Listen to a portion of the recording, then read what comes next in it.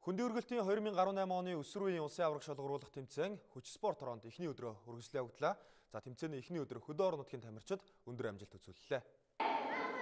За 2018 оны хүндийн өргөлтийн өсвөр үеийн улсын аварга шалгаруулах тэмцээнд нийслэл хот болон хөдөө орон нутгийн нийт 190 гаруй тамирчин оролцож ур чадвараас хорж байна. Тэмцээний нийтдээ эрэгтэй эмэгтэй 9 жинд аваргуудаа тодруулах юм. Өнөөдөр тэмцээний эхний өдөр нийтдээ 12 жингийн медалийн эзэд тодорж байгаа юм. За энэ жилийн улсын аварга шалгаруулах тэмцээнд хөдөө орон нутгаас оролцож байгаа Хөвцгөл, Өвөрхангай, Дархуул аймгийн багийн тамирчид өндөр амжилтыг үзүүлж байна. За эдгээр аймагуудаас хүрэлцэн ирсэн тамирчид улсын аварга шалгаруулах тэмцээний жинт спорт аваргын алтан медалийг хүртэж, улсын дэд амжилтыг олон удаа шинжилэн тогтоож хөдөө орон нутгад хүндийн өргөлтийн спорт эрчимтэй хөгжиж байгааг харууллаа гэдгийг хүндийн өргөлтийн холбооны удирдлагууд өнөөдөр онцлож байсан юм.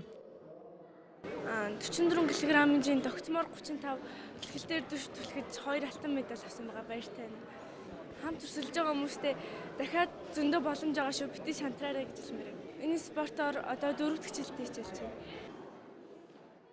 За өсвөр үеийн улсын аварга шалгаруулах тэмцээний шилдэгүүд маргааш тодорч нэгдсэн дун гарах юм а. За 3 дугаар сард Үзбекистан улсад зохион байгуулагдах өсвөр үеийн залуучуудын улсын аварга шалгаруулах тэмцээнд Монгол эх орноо төлөх тамирчдыг энэ удаагийн тэмцээнээс сонгож шалгаруулах юм.